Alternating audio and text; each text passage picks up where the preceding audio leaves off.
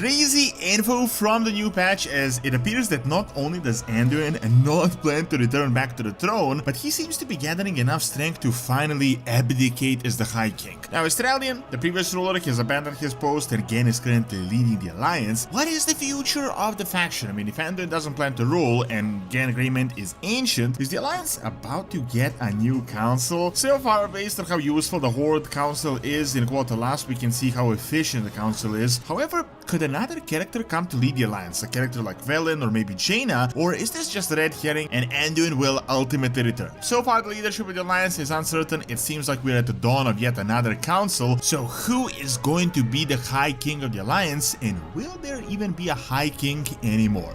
With Midnight out, there is so much to catch up to, and Rested XP currently has the most up-to-date and robust leveling odds. I'm talking both factions, all the routes, farming spots, achievements, dailies, you name it. You can get everything done so much more efficiently for a one-time fee. They've got everything for hardcore and classic as well, and best of all, if you use my link below, you will get 10% off your order immediately. So check out Rested XP. So this entire alliance leadership has actually been a mess for a while now, and I've covered this since the Shadowlands. I mean, Anduin took over the throne and then he was literally taken away into the fake Shadowlands by the Kyrian. He became something like a scuffed artist, and ultimately Turalyon came to rule in his stead. Then Anduin was actually missing for a few years, we didn't even know where he was, and it was Turalyon ruling until Anduin returned just before the War Within, where he was actually hiding from Turalyon, and only as the prequel to Midnight began, he actually returned back to Stormwind, but he wasn't able to take the throne, or he didn't want to take over the throne. What a lot of people don't know though is that currently it is actually Genn Greymane that is leading the alliance, while Turalyon also abdicated to follow and lead the army of the light in quel'thalas. Now, in the new book, as the prequel to Midnight, we've learned that Turalyon was not in fact a good leader, and while he was a good and an accomplished general, he just didn't have what it takes for like the sophistication of the politics. He rubbed a lot of people the wrong way in Stormwind and wasn't very well liked, and realistically we've also known, like we've always known, that he was not going to be a permanent leader of the alliance. He's also from a completely different kingdom, as this guy is a Lordaeron noble. While Lordaeron and Stormwind were allied on an occasion, they're not exactly that well connected, so technically he was always just like a foreign ruler in Stormwind. Now, as the War Within stuff happened and Anduin got through his troubles, he returned to Stormwind, but decided to actually go help in quel'thalas once again, leaving the alliance this time to Genn Greymane. However, as Vilnius was recently taken, I don't think Genn is set to become the main alliance leader, as he's pretty old and he's also from a foreign northern kingdom. Now, personally, I was actually expecting that Anduin was about to return very soon, but something absolutely crazy just happened in 12.0.5 with the end of the entire Sunwell situation, the Dawnwell, and the talks we got. In particular, we got a dialogue between Anduin and Velen talking about Stormwind, and also that famous vision you may remember from back in the day when Anduin was about to lead the army of the light against the void, which is pretty much happening right now. However, in the vision, he was actually an old man, so this was like a distant vision. In a way, they kind of confirmed that it might not be a canon vision, and that Velen sees multiple visions for Anduin, which I gotta admit, it's kind of strange for a light user, as so far as we know, the light is essentially all about a singular vision, but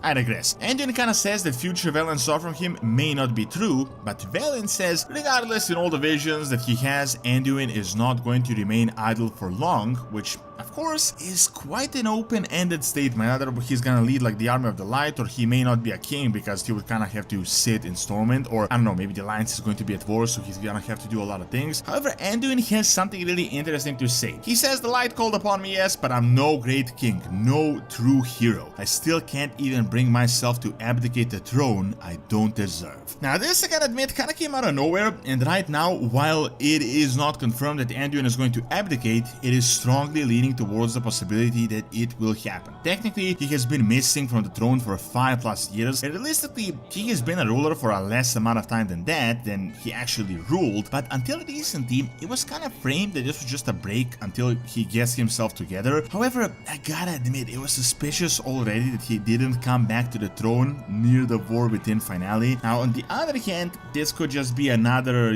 chapter of Anduin finding himself, like how he wasn't able to use the light for years, and only recently he got it it back as it called upon him. He may find the strength to return back as the king of the alliance, albeit this dialogue is saying more that Anduin is looking to gather his strength to be able to abdicate and give the throne to someone else. Which brings us to the question, if Anduin is not planning to return back to the throne, then who exactly is going to lead the alliance? The unfortunate, most likely answer to me is that Blizzard is going to go with yet another council route for like the 11th time, which I do think is pretty annoying from the storytelling perspective. I mean, right now the alliance is technically led by the High King, who makes all the decisions, but the High King is absent, so Lord Commander is ruling, who is also absent, and then Genn is ruling in his stead. But technically the alliance is ruled by a king. The Horde, on the other hand, no longer has a war chief and has been ruled by a council for a while now, and well, based on Midnight and the fact that they're just completely useless and not helping at all to one of their core allies in times of need, it just goes to show how great councils are. Let's call in the Desolate Council, the Forsaken, to make a decision to present to the 12 other members. Do you know that the Horde currently has 13 leaders? They all have a vote, so by the time the council gets their decision for one and then all 13 leaders meet and then get their decision together, the void already damaged quel'thalas significantly. So if they're going to go the same route for the alliance, I just don't think that it's going to be that great of an idea. The alliance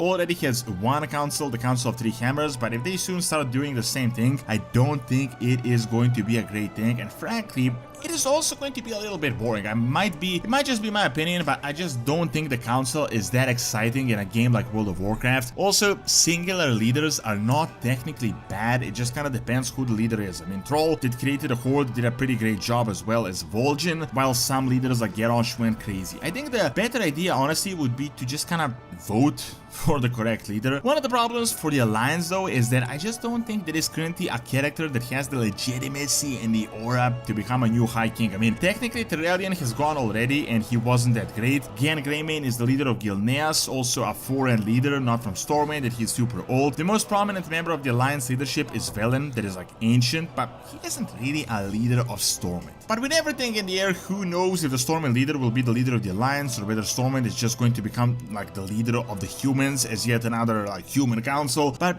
we don't really have a member as prominent. Maybe Jaina, that is pretty well established in the lore, but she also had a crazy streak on her own, so I don't know if you want to go down this route. Anduin has no children and he's the only one with the legitimacy, as his family has ruled Stormwind for ages. This could just be a storyline to get us to be uncertain for a bit until Anduin gathers himself to get back on the throne, but if he doesn't, and as I said, I don't think there will be a really satisfactory decision that they can really do as an alternative to Anduin being High King either, and most likely the alliance is also going to get a council, meaning it will be ruled just like the Horde, or a character like Velen or Jaina might take over the alliance. As by the way things are going, I don't think Turalyon is planning to return back to the throne. The only last remaining possibility is Genn Greymane continuing to rule Stormwind, but as I said, to me, this always seemed kind of like a temporary decision, especially as his own kingdom has recently returned. I mean, I know his daughter is leading it right now as the Queen of Gilneas, so if he's not leading his own kingdom that he has led all his life, I don't think he plans to lead the entire alliance, as he's probably in like his 70s or maybe even 80s by now, as far as we know. However, times are definitely uncertain for the alliance.